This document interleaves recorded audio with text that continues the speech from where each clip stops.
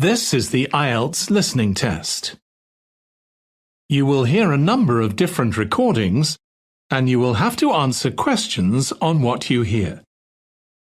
There will be time for you to read the instructions and questions, and you will have a chance to check your work. All the recordings will be played once only. The test is in 4 parts. At the end of the test, you will be given 10 minutes to transfer your answers to the answer sheet. Now turn to Part 1.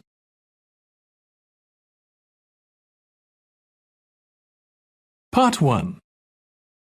You will hear a woman phoning a friend to get information about a job agency. First, you have some time to look at questions 1 to 5.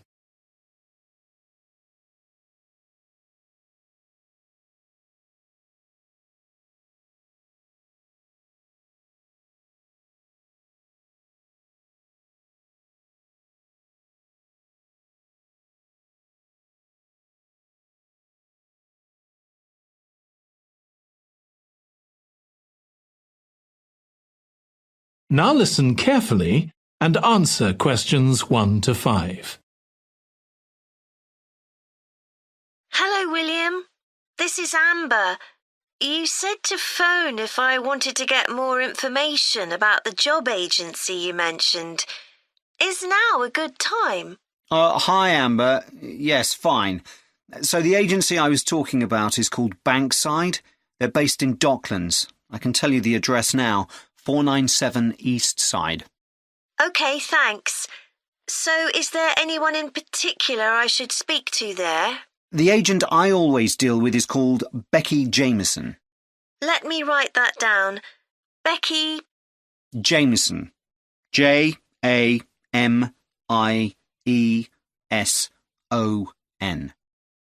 Do you have her direct line? Yes, it's in my contacts somewhere. Right, here we are.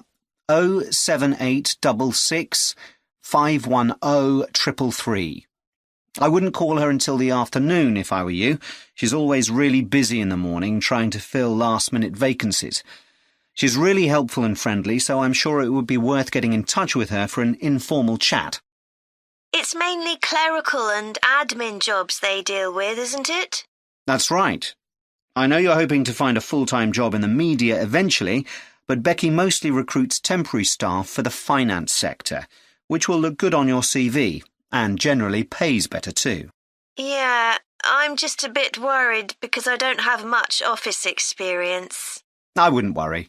They'll probably start you as a receptionist or something like that.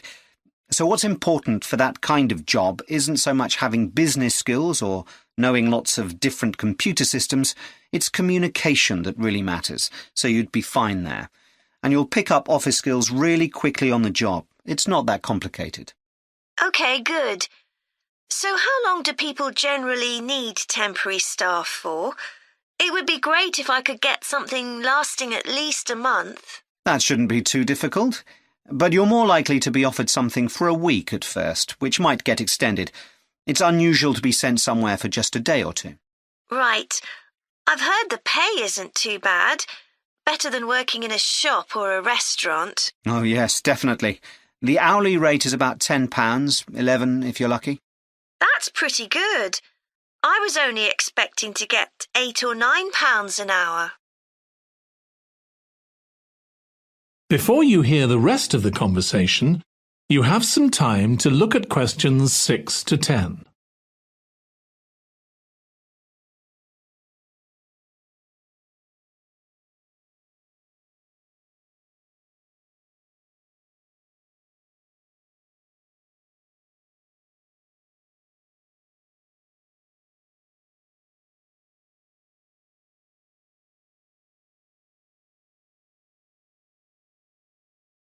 Now listen and answer questions 6 to 10.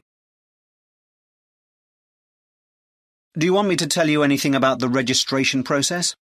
Yes, please. I know you have to have an interview. The interview usually takes about an hour, and you should arrange that about a week in advance. I suppose I should dress smartly if it's for office work. I can probably borrow a suit from Mum. Good idea. It's better to look too smart than too casual. Will I need to bring copies of my exam certificates or anything like that? No, they don't need to see those, I don't think. What about my passport? Oh yes, they will ask to see that. OK. I wouldn't get stressed about the interview, though. It's just a chance for them to build a relationship with you, so they can try and match you to a job which you'll like. So there are questions about personality that they always ask candidates, fairly basic ones, and they probably won't ask anything too difficult, like what your plans are for the future. Hope not. Anyway, there are lots of benefits to using an agency. For example, the interview will be useful because they'll give you feedback on your performance so you can improve next time. And they'll have access to jobs which aren't advertised. Exactly. Most temporary jobs aren't advertised. And I expect finding a temporary job this way takes a lot less time. It's much easier than ringing up individual companies. Yes, indeed. Well, I think I've covered it. That is the end of part 1. You now have 1 minute to check your answers to part 1.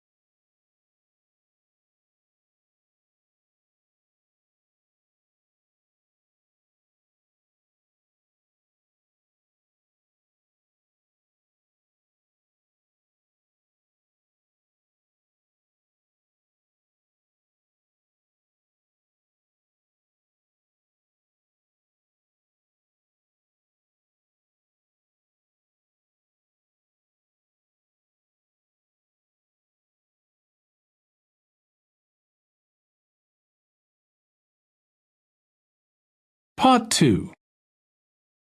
You will hear a woman giving a presentation about a holiday on an island in Britain that a company organises. First, you have some time to look at questions 11 to 14.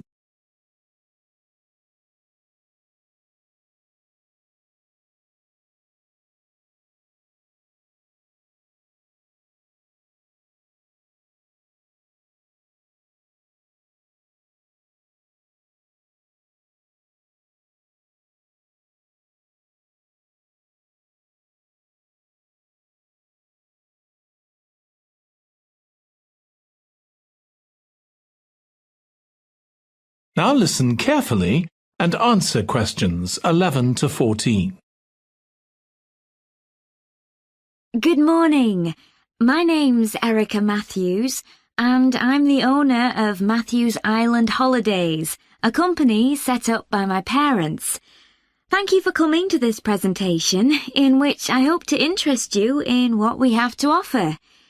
We're a small family-run company, and we believe in the importance of the personal touch. So we don't aim to compete with other companies on the number of customers. What we do is build on our many years' experience, more than almost any other rail holiday company, to ensure we provide perfect holidays in a small number of destinations, which we've got to know extremely well. I'll start with our 6-day Isle of Man holiday.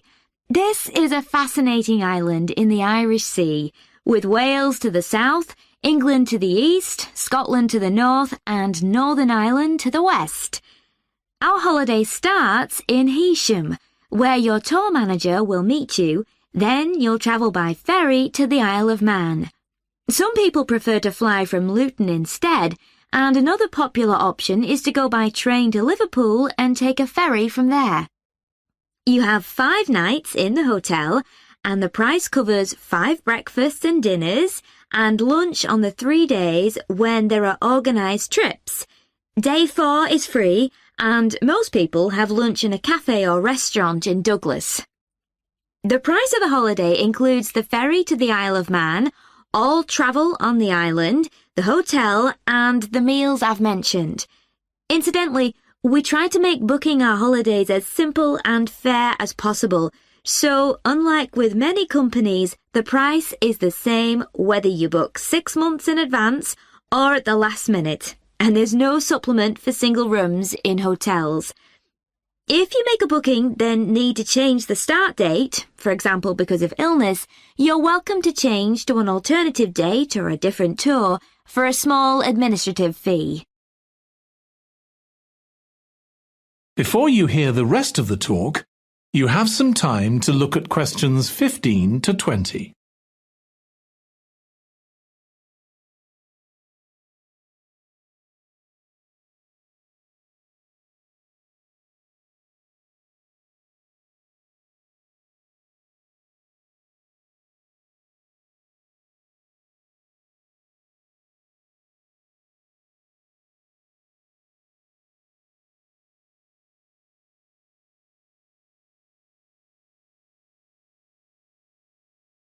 Now listen and answer questions 15 to 20. Okay, so what does the holiday consist of? Well, on day 1, you'll arrive in time for a short introduction by your tour manager, followed by dinner in the hotel. The dining room looks out at the river, close to where it flows into the harbour, and there's usually plenty of activity going on. On day 2, you'll take the coach to the small town of Peel, on the way calling in at the Tynwald exhibition. The Isle of Man isn't part of the United Kingdom, and it has its own parliament called Tynwald. It's claimed that this is the world's oldest parliament that's still functioning, and that it dates back to 979. However, the earliest surviving reference to it is from 1422, so perhaps it isn't quite as old as it claims. Day 3, we have a trip to the mountain Snaefell. This begins with a leisurely ride along the promenade in Douglas in a horse-drawn tram. Then you board an electric train which takes you to the fishing village of Laxey. From there, it's an 8-kilometre ride in the Snaefell Mountain Railway to the top. Lunch will be in the cafe, giving you spectacular views of the island. Day 4 is free for you to explore, using the pass which we'll give you. So you won't have to pay for travel on local transport or for entrance to the island's heritage sites. Or you might just want to take it easy in Douglas and perhaps do a little light shopping. The last full day, day 5, is for some people the highlight of the holiday, with a ride on the steam railway from Douglas to Port Erin. After some time to explore, a coach will take you to the headland that overlooks the Calf of Man, a small island just off the coast. From there, you continue to Castletown, which used to be the capital of the Isle of Man and its medieval castle. And on day 6, it's back to the ferry, or the airport if you flew to the island, and time to go home. Now, I'd like to tell you a bit more. That is the end of part 2. You now have 30 seconds to check your answers to part 2.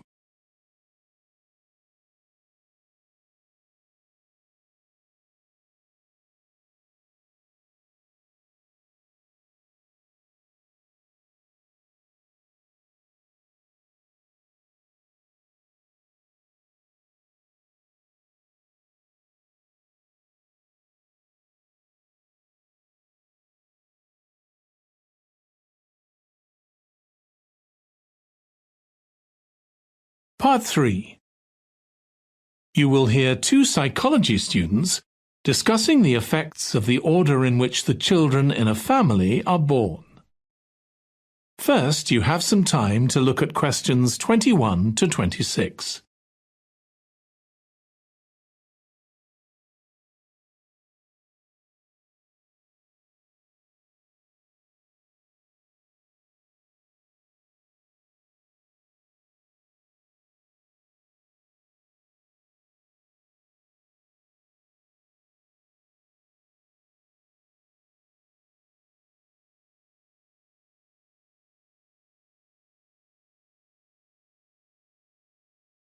Now listen carefully and answer questions 21 to 26. Ed, how are you getting on with the reading for our presentation next week? Well, okay, Ruth, but there's so much of it. I know. I hadn't realised birth order was such a popular area of research. But the stuff on birth order and personality is mostly unreliable. From what I've been reading, a lot of the claims about how your position in the family determines certain personality traits are just stereotypes, with no robust evidence to support them. OK, but that's an interesting point. We could start by outlining what previous research has shown. There are studies going back over 100 years. Yeah, so we could just run through some of the typical traits. Like the consensus seems to be that oldest children are generally less well-adjusted because they never get over the arrival of a younger sibling. Right, but on a positive note, some studies claim that they were thought to be good at nurturing. Certainly in the past, when people had large families, they would have been expected to look after the younger ones. There isn't such a clear picture for middle children, but one trait that a lot of the studies mention is that they are easier to get on with than older or younger siblings. Generally eager to please and helpful, although that's certainly not accurate as far as my family goes. My middle brother was a nightmare, always causing fights and envious of whatever I had. As I said, none of this seems to relate to my own experience. I'm the youngest in my family, and I don't recognise myself in any of the studies I've read about. I'm supposed to have been a sociable and confident child who made friends easily, but I was actually terribly shy. Really? That's funny. There have been hundreds of studies on twins, but mostly about nurture versus nature. There was one on personality which said that a twin is likely to be quite shy in social situations because they always have their twin around to depend on for support. My cousins were like that when they were small. They were only interested in each other and found it hard to engage with other kids. They're fine now, though. Only children have had a really bad press. A lot of studies have branded them as loners who think the world revolves around them because they've never had to fight for their parents' attention. That does seem a bit harsh. One category I hadn't considered before was children with much older siblings. A couple of studies mentioned that these children grow up more quickly and are expected to do basic things for themselves, like getting dressed. I can see how that might be true, although I expect they're sometimes the exact opposite, playing the baby role and clamouring for special treatment. Before you hear the rest of the discussion, you have some time to look at questions 27 to 30.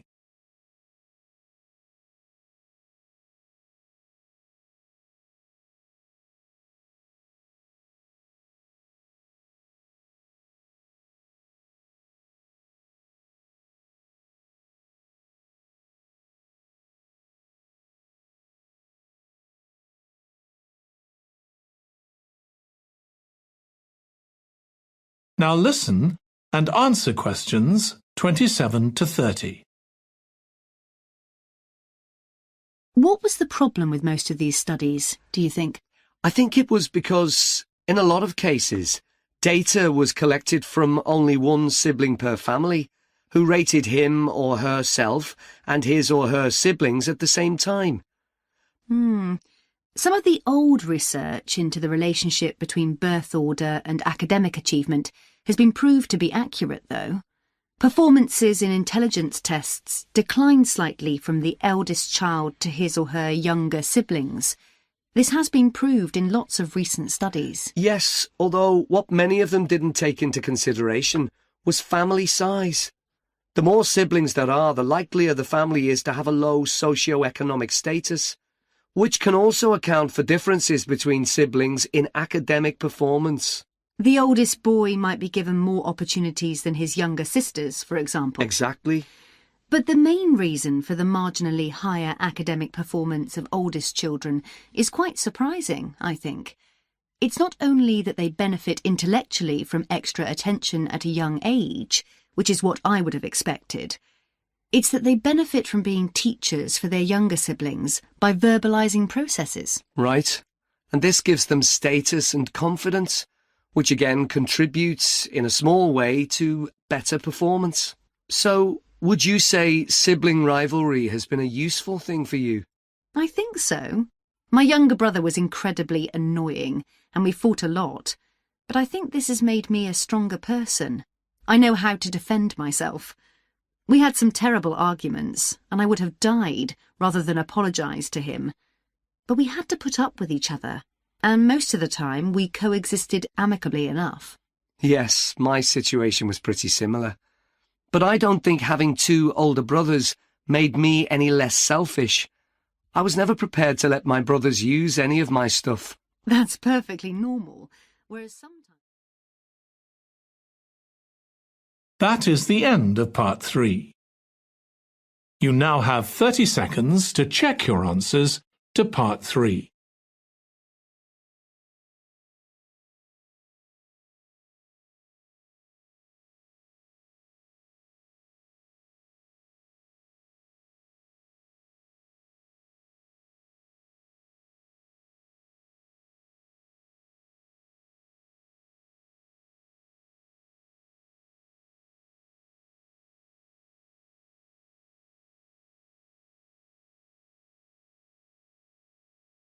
Part 4.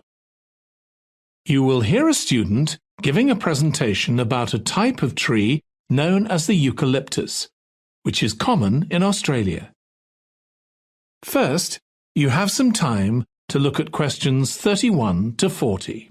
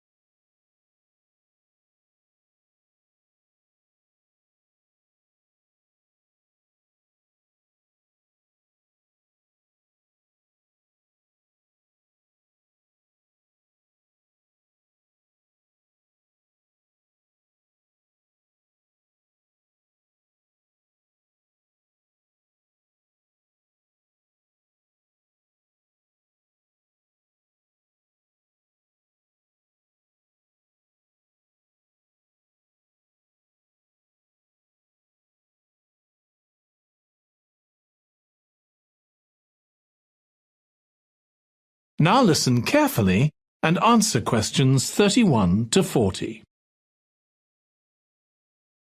Today, I'm going to talk about the eucalyptus tree.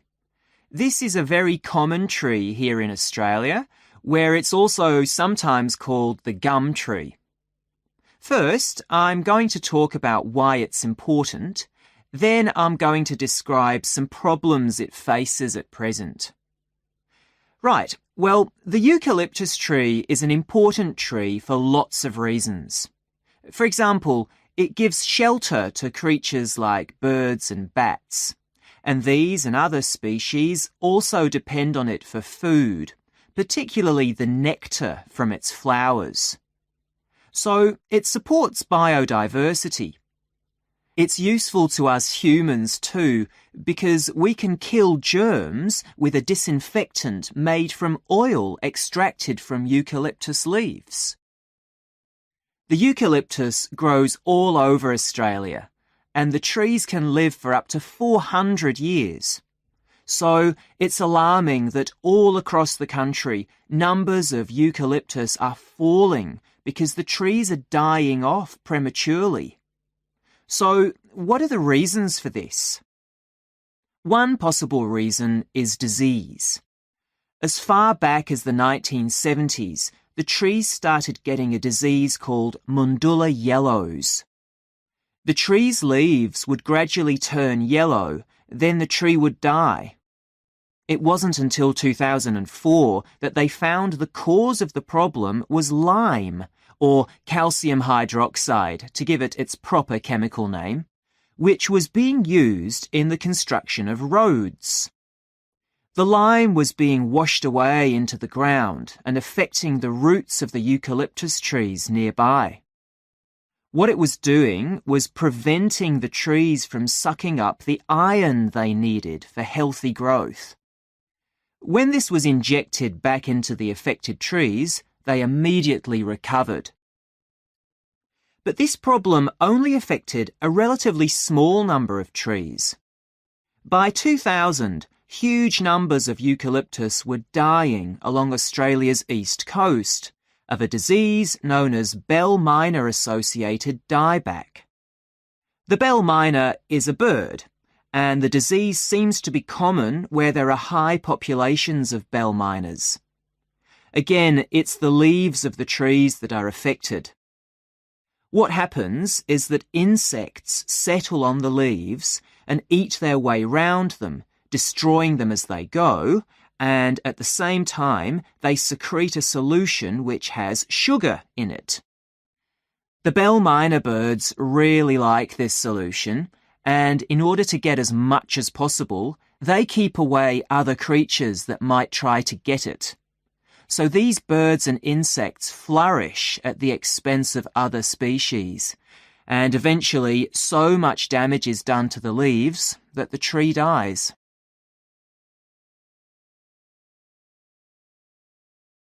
But experts say that trees can start looking sick before any sign of bell miner-associated dieback. So it looks as if the problem might have another explanation. One possibility is that it's to do with the huge bushfires that we have in Australia.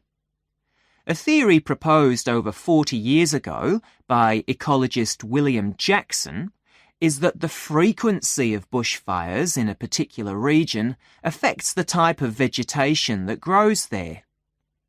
If there are very frequent bushfires in a region, this encourages grass to grow afterwards, while if the bushfires are rather less frequent, this results in the growth of eucalyptus forests. So why is this? Why do fairly frequent bushfires actually support the growth of eucalyptus? Well, one reason is that the fire stops the growth of other species which would consume water needed by eucalyptus trees. And there's another reason. If these other quick-growing species of bushes and plants are allowed to proliferate, they harm the eucalyptus in another way by affecting the composition of the soil and removing nutrients from it. So some bushfires are actually essential for the eucalyptus to survive as long as they are not too frequent. In fact, there's evidence that Australia's Indigenous people practiced regular burning of bushland for thousands of years before the arrival of the Europeans. But since Europeans arrived on the continent, the number of bushfires has been strictly controlled. Now, scientists believe that this reduced frequency of bushfires to low levels has led to what's known as dry rainforest, which seems an odd name as usually we associate tropical rainforest with wet conditions. And what's special about this type of rainforest? Well, unlike tropical rainforest, which is a rich ecosystem, this type of ecosystem is usually a simple one. It has very thick, dense vegetation, but not much variety of species. The vegetation provides lots of shade, so one species that does find it ideal is the bell miner bird, which builds its nests in the undergrowth there. But again, that's not helpful for the eucalyptus tree. That is the end of part 4. You now have 1 minute to check your answers to part 4. That is the end of the listening test. In the IELTS test, you would now have 10 minutes to transfer your answers to the answer sheet.